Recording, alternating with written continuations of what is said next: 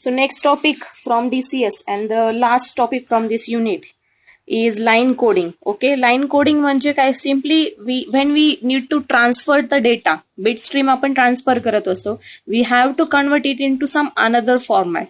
ठीक आहे, so that another format may be your in terms of voltage level.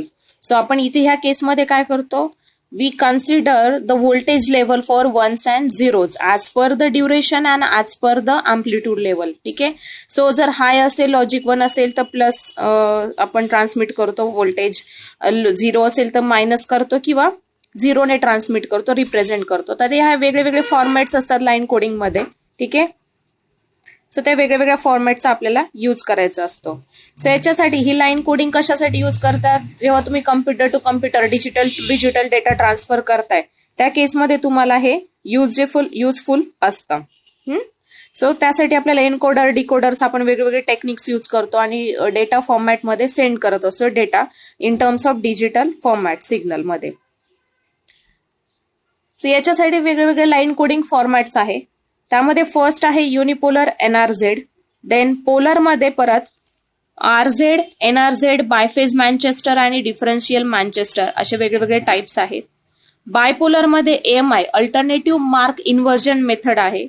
त्यानंतर multi level मध्ये 2B 8B म्हणजे levels असतात, त्या लेवल्स आपण म्हणजे 000111110 या टाइपचे ज्या लेवल्स आहे या लेवल्सने आपण ट्रान्समिट करत असतो. आणि मल्टी ट्रान्झिशन जो तुम्हाला आता नाहीये पण नंतर तुम्ही स्टडी करू शकता. So unipolar एनआरझेड,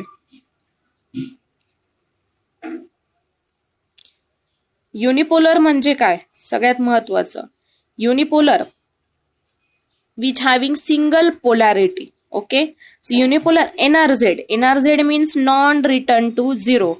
Non-return to zero म्हणजे काय की जो काही करस्पॉन्डिंग ड्युरेशन असेल त्या करस्पॉन्डिंग ड्युरेशन मध्ये तो बीट त्याची करस्पॉन्डिंग व्हॅल्यू किंवा लेवल कन्सिडर करेल. Either it may be your logic 1 और it may be your logic 0. ठीक आहे, सो या मॅनरने तो काय करतो, कन्सिडर करतो विदाउट रिटर्निंग टू 0. म्हणजे 0ची जे ऍक्सिस असतो, 0च्या ऍक्सिसला रिटर्न न होता तो फक्त तेवढा ड्युरेशन पूर्ण युटिलाइज करतो. म्हणजे समजा टाइम ड्युरेशन, बिट ड्युरेशन तुम्ही दिलेला असेल TS, सो TS पर्यंत तो एकतर लॉजिक 1 ला असेल किंवा 0 ला असेल, परत लॉजिक 1 ला असेल किंवा 0 ला असेल. याला म्हणतो आपण नॉन रिटर्न टू 0. सो ही जी टेक्निक आहे याला म्हणतो युनिपोलर एनआरझेड. युनिपोलर म्हणजे काय, having only single polarity. So either त्याच्यामध्ये पोलॅरिटी काय असणार आहे, +V किंवा म्हणजे पॉझिटिव्ह व्हॅल्यू आयदर तुमचा +V असेल किंवा त्याची व्हॅल्यू असेल 0. सो सिंगल पोलॅरिटी आहे तो निगेटिव्ह साईडला जात नाही. सो याला म्हणतो आपण unipolar NRZ, that is non return to 0.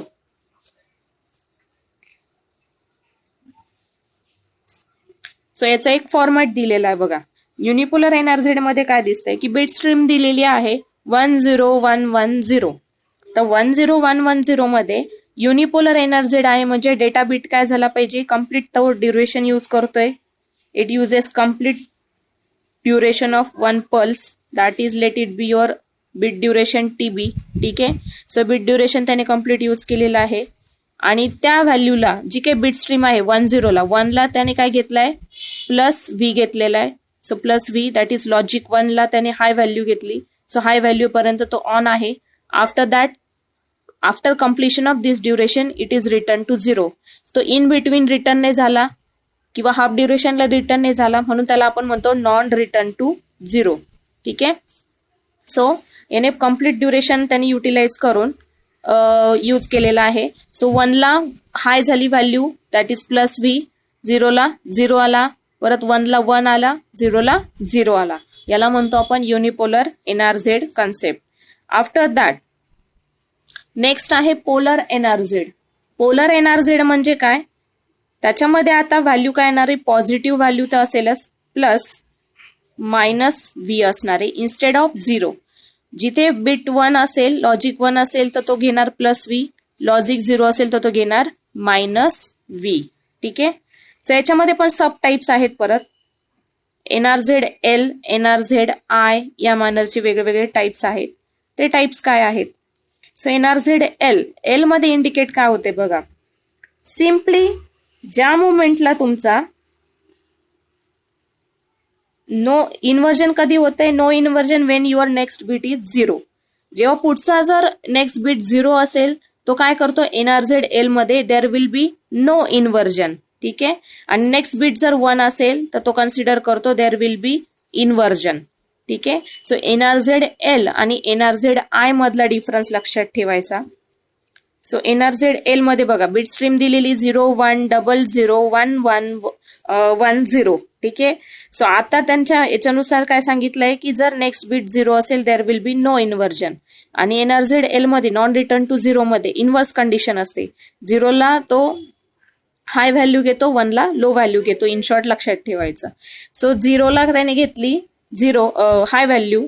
त्यानंतर नेक्स्ट बीट जर 0 असेल तर नो इन्व्हर्जन होईल, म्हणजे त्याने कंटिन्यू त्याने हाय व्हॅल्यू कन्सिडर केली असती. बट आता नेक्स्ट बीट काय आलाय? 1 आलाय. So it get inverted.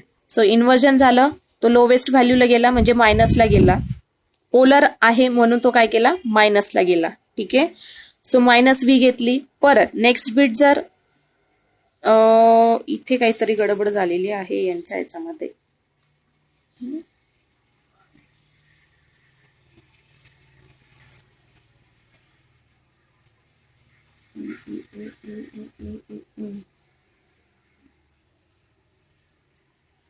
एक मिनिट. एनआरझेड एल आणि एनआरझेड आय नॉर्मल आधी एनआरझेड पोलर एनआरझेड सांगते आणि मग आपण स्टेप वाईज. नॉर्मल पोलर एनआरझेड जो असतो, पोलर एनआरझेड मध्ये नॉन रिटर्न टू 0 आहे. डेटा बीट स्ट्रीम जर असती तर 1 ला 1 0 ला 0 घेतला असता, सॉरी 0 ला मायनस व्हॅल्यू घेतली असती. सो समजा ह्या बीट स्ट्रीमचं अजूम केलं तर 0 ला मायनस, 1 ला प्लस. ठीक आहे. नंतर 0 ला मायनस, दोन्ही 0 आहेत म्हणून 2 व्हॅल्यू. परत पुढचे सगळे 1 1 आहे. सो 1 ला आला असता आणि 0 ला असता. हा झाला पोलर एनआरझेड झाला. आता एनआरझेड एल, पोलर एनआरझेड एल मध्ये काय कंडिशन असते की नॉर्मल पोलर एनआरझेड मध्ये जर 1 असेल तर तो पॉझिटिव्ह व्हॅल्यू घेतो आणि 0 असेल तर मायनस घेतो. बरोबर. पण एनआरझेड एल म्हणजे L for line coding. Line coding मध्ये तो रिव्हर्स कंडिशन घेतो. 0 असेल तो प्लस घेणार आणि 1 असेल तर मायनस घेणार. ठीक आहे. सो 0 असेल तर प्लस घेतलेला आहे त्याने इथे आणि 1 होता म्हणून मायनस घेतला. परत 0 ला प्लस घेतला, 1 होता म्हणून मायनस घेतला. एनआरझेड आय मीन्स इन्व्हर्जन. आता ह्या इन्व्हर्जन कंडिशन कधी होता? जर तुमचा जो काही एनआरझेड एल आहे, एनआरझेड एलचं इन्व्हर्जन केस म्हणजे एनआरझेड आय आहे. पण हे इन्व्हर्जन कोणत्या केसमध्ये होतं? जर तुमचा नेक्स्ट बीट 1 असेल तरच तुमचं काय होतं? इन्व्हर्जन होतं. Otherwise there will be no inversion when your next bit is 0. So NRZ I मध्ये एनआरझेड एलचं इन्व्हर्स फॉर्मॅट दिलेला आहे. सो एनआरझेड एलचं इन्व्हर्स फॉर्मॅटमध्ये सांगितलं काय? नेक्स्ट बीट जर 0 असेल तर there will be no inversion. आता 0 ची व्हॅल्यू त्याने ऍज इट इज 0 घेतली. बट नेक्स्ट बीट 1 आला म्हणून त्याने काय केलं? इन्व्हर्स केलं. परत नेक्स्ट बीट 0 आहे म्हणून जी आहे ती स्टेट कंटिन्यू ठेवलेली आहे. ठीक आहे. जी आहे स्टेट ती कंटिन्यू आहे. कंटिन्यू झाल्यानंतर परत इथे 1 आला. 1 आल्यामुळे इन्व्हर्स झाला. परत पुढचा 1 आला म्हणून परत इन्व्हर्स झाला. परत पुढचा 1 आला म्हणून परत इन्व्हर्स झाला आणि 0 आला म्हणून ती स्टेट कंटिन्यू ठेवली. हे झालं एनआरझेड आय. एनआरझेड एलचं इन्व्हर्जन एनआरझेड आय मध्ये असं. NRZ I is nothing but NRZ inversion. आणि सिंपल पोलर एनआरझेड म्हणजे काय असतो की जर 0 असेल तर तो निगेटिव्ह व्होल्टेज घेतो आणि 1 असेल तर पॉझिटिव्ह व्होल्टेज घेतो. असे 3 टाइप्स आहे. नॉर्मल पोलर एनआरझेड, एनआरझेड एल आणि एनआरझेड आय. एनआरझेड एल मध्ये 0 ला हाय व्हॅल्यू असते, 1 ला लो व्हॅल्यू असते.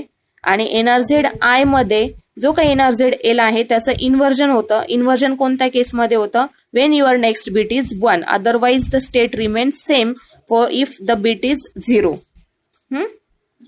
या कंडिशन्स लक्षात ठेवायच्या आहे, नोट डाऊन करून ठेवायच्या आहे तुम्ही 1 by 1.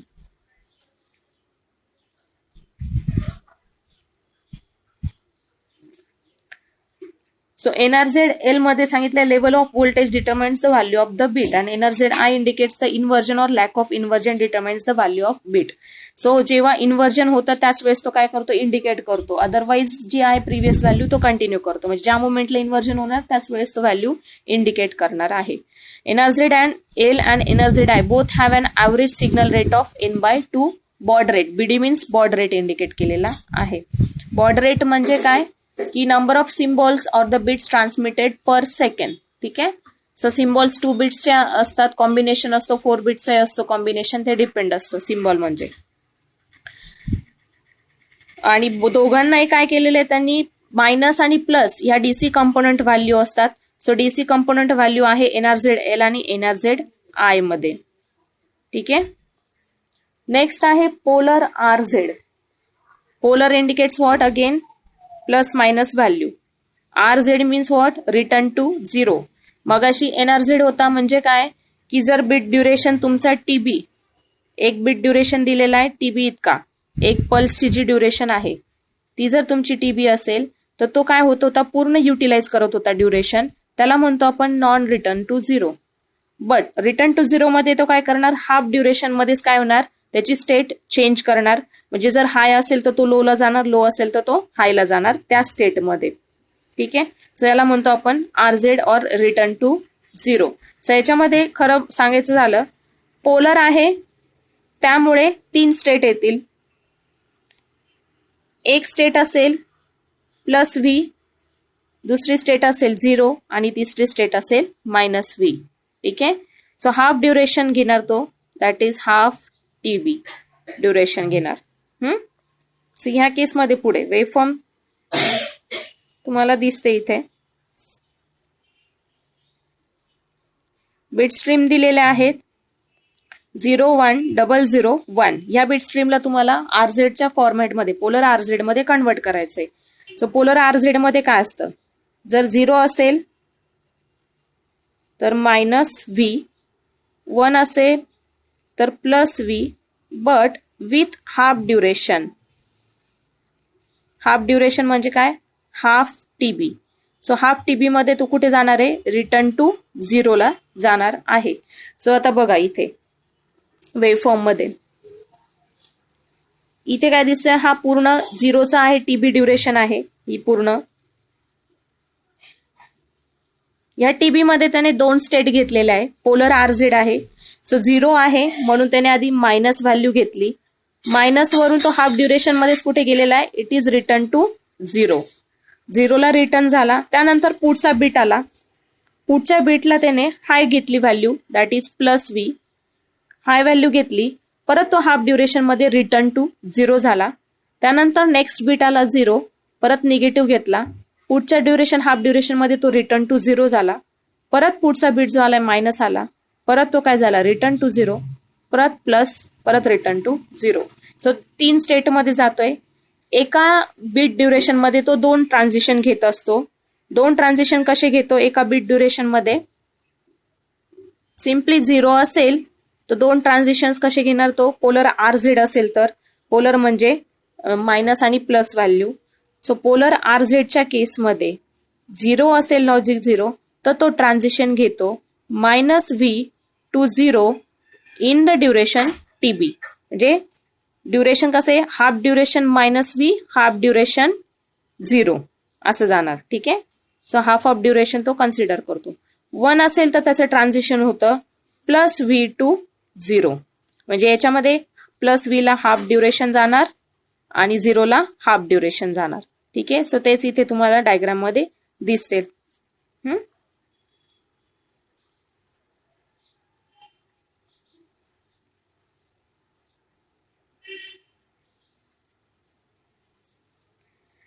नेक्स्ट आहे पोलर बायफेस्ड और मॅनचेस्टर अँड डिफरन्शियल मॅनचेस्टर.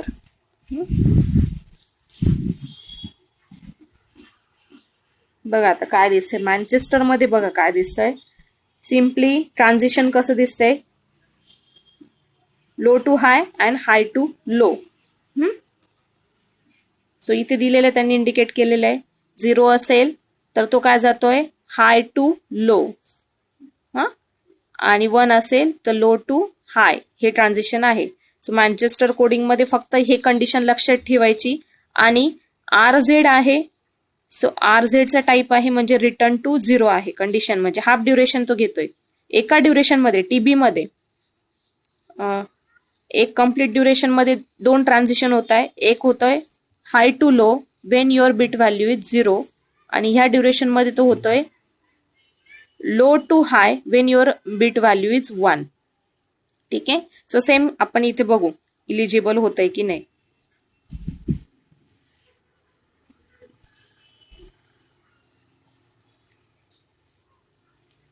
हे तुम्हाला ड्रॉ करायला विचारलं जातं 4 मार्क्सला 6 मार्क्सला डिपेंड्स.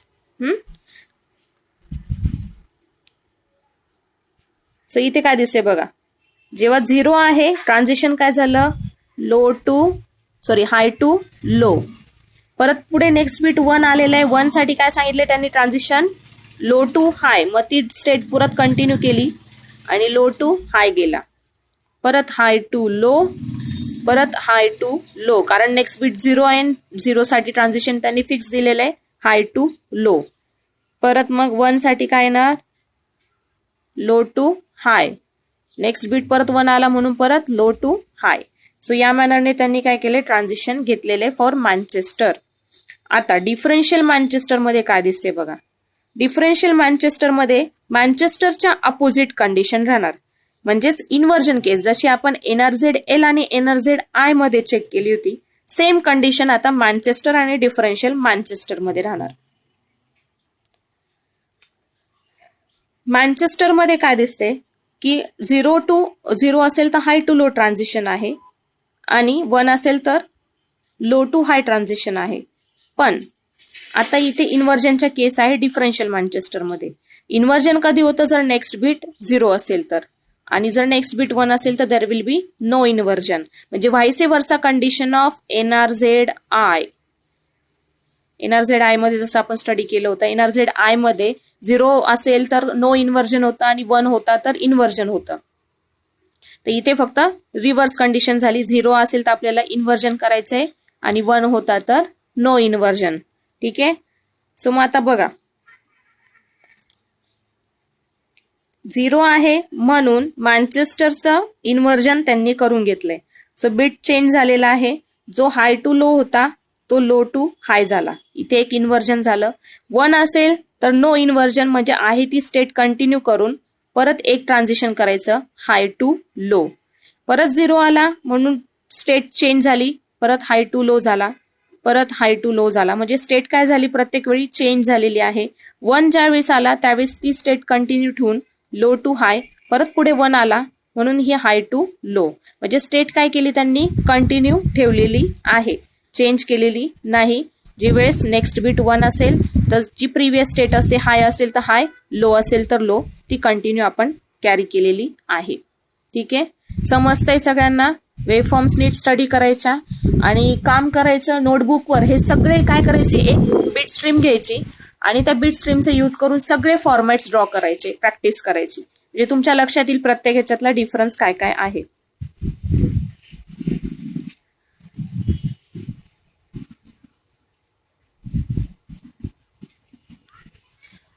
नंतर आहे बायपोलर AMI. AMI म्हणजे अल्टरनेटिव्ह मार्क इन्व्हर्जन. म्हणजे फक्त जेव्हा अल्टरनेट बिट चेंज होणार त्यावेळेस तो, म्हणजे तो चेंज कधी होतो, फक्त 1च्या वेळेस. 1 पहिला 1 असेल, समजा हाय व्हॅल्यू घेतली त्याने, म्हणजे प्लस व्हॅल्यू घेतली, तर दुसऱ्या 1ला तो मायनस व्हॅल्यू घेईल आणि इन बिटवीन 0 असेल तर तो 0 कन्सिडर करणार. म्हणजे 3 ट्रान्झिशन होता, हाय, 0 अँड निगेटिव्ह. म्हणजे प्लस, 0 अँड मायनस, असे 3 स्टेट होत असतात, 3 ट्रान्झिशन्स होत असतात. ते आपण बघू कसे होतात ते. आणि याच्यामध्ये तो कम्प्लीट ड्युरेशन यूज करतो. It is non return to 0 type. ठीक आहे. सो याला आपण बायपोलर NRZ पण म्हणतो, दुसरं नाव याला.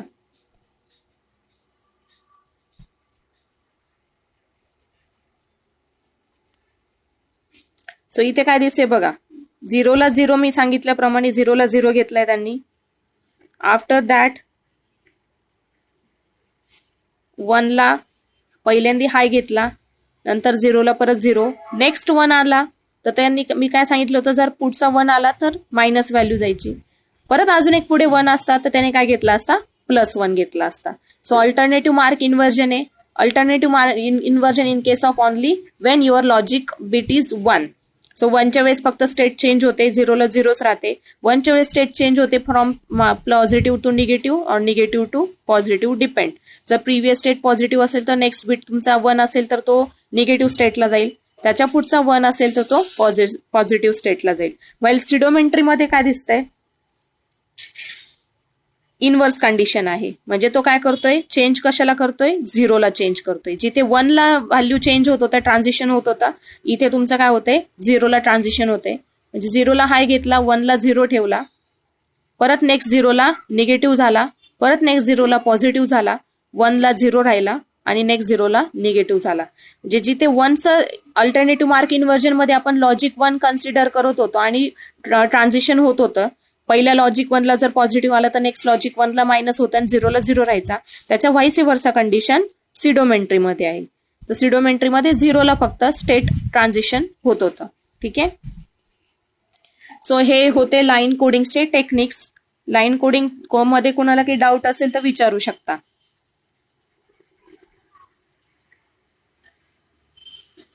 स्टडी केले होते आपण पोलर RZ NRZ. ठीक आहे. बायपोलर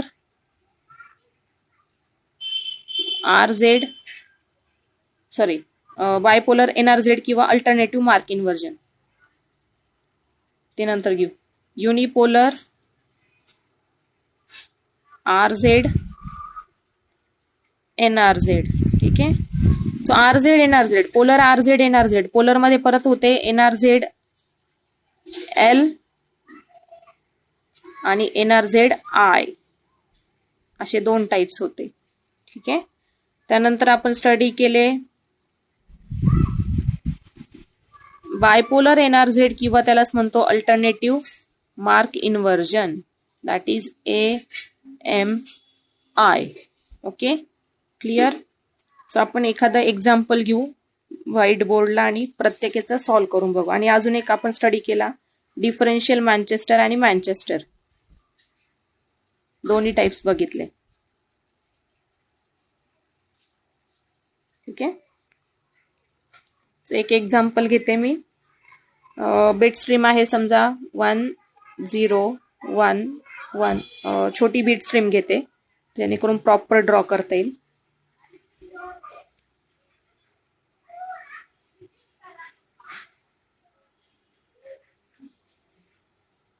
1 0 1 1 0. ठीक आहे. 1 by 1. आता पहिला काय घेतला होता आपण, पोलर RZ. पोलर RZ म्हणजे return to 0 with polarity, polarity plus और मायनस. ठीक आहे. सो पोलर RZ मध्ये PRZ इंडिकेट करते इथे मी. ठीक आहे. पोलर RZ मध्ये काय 1 असेल तर प्लस V टू 0 ट्रान्झिशन होणार. ठीक आहे. एका ड्युरेशन मध्ये. हा तुमचा 1 TB एक ड्युरेशन आहे TB इतका. तर पोलर RZ साठी काय येणार, हाफ ड्युरेशन घेतो तो. रिटर्न टू 0 आहे म्हणून half duration with from logic 1 to 0. So इथे प्लस V टू 0 ट्रान्झिशन घेतलं त्याने. आता पुढचा बीट काय आलाय, 0 आलेला आहे. तर 0 असेल तर पोलर RZ मध्ये काय घेतो तो, मायनस V टू 0. ठीक आहे, झाला मायनस V. ही तुमची 0ची ऍक्सिस समजून घ्या. ठीक आहे. नंतर पुढे हा काय जाणार, हाफ ड्युरेशन. सो हे हाफ ड्युरेशन काय TB/2. 1 टू 0, परत 1 टू 0 आणि हा मायनस टू 0 प्लस. क्लिअर समजतंय. नंतर पोलर NRZ. पोलर NRZ म्हणजे काय, 1 असेल तर प्लस, 0 असेल तर मायनस विथ कम्प्लीट ड्युरेशन. म्हणजे कम्प्लीट ड्युरेशन साठी तो यूज होतो. सो 1 ला तो पूर्ण कम्प्लीट ड्युरेशन घेणार, प्लस V. 0 ला मायनस V, 1 ला प्लस V, 0 ला मायनस V. क्लिअर. हे झाले पोलर NRZ. त्याच्यानंतर unipolar RZ.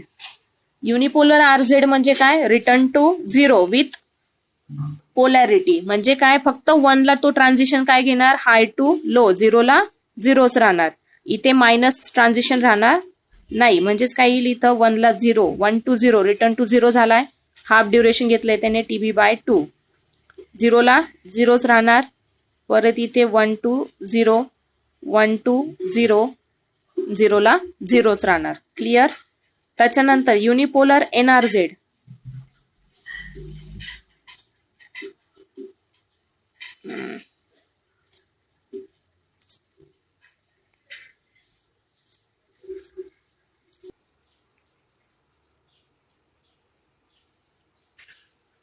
So polar RZ NRZ, unipolar RZ NRZ दोन्ही पण स्टडी केले.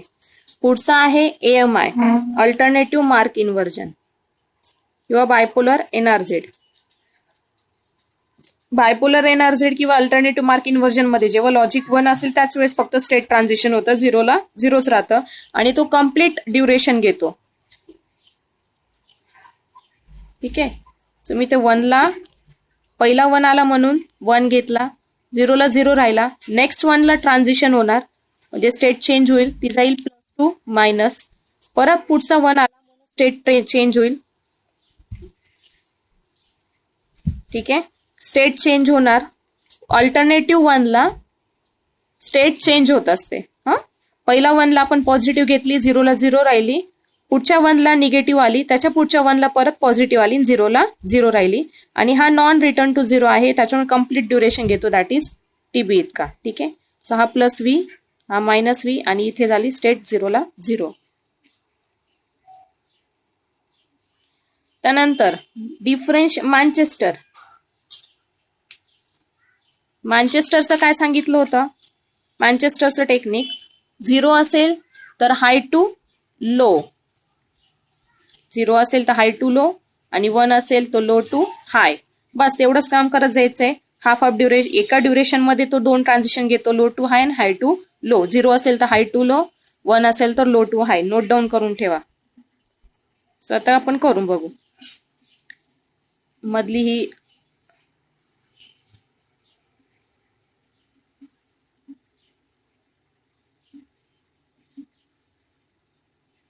एक ऍक्सिस ड्रॉ करून घेऊ 0चा, म्हणजे लक्षात येईल तुमच्या. आणि हे मँचेस्टरचं नेम रिमूव्ह करते मी. मँचेस्टर इथे मी फक्त M ने इंडिकेट करते, मँचेस्टर कोड आहे.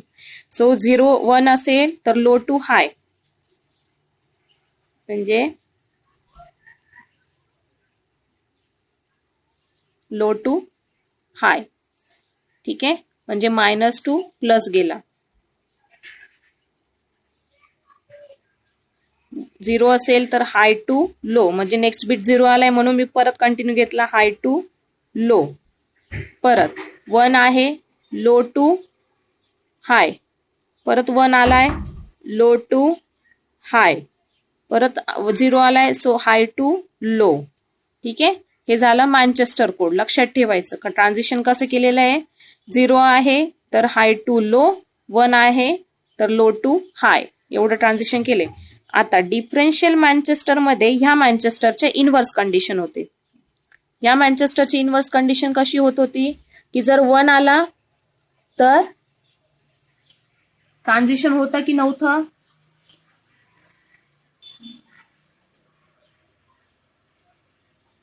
1 असेल तर ट्रान्झिशन, 0 असेल तर नो ट्रान्झिशन, म्हणजे स्टेट चेंज नाही होणार, इन्व्हर्जन होणार नाही.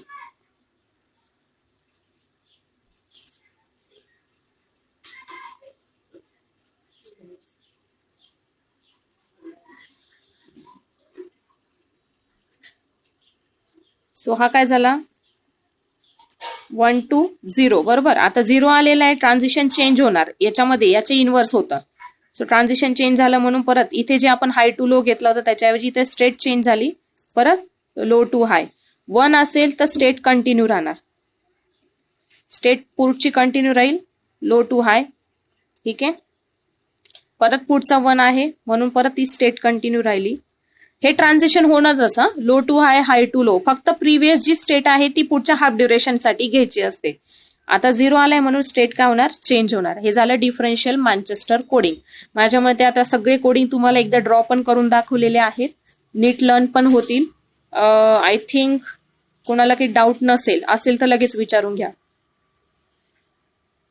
Any doubt?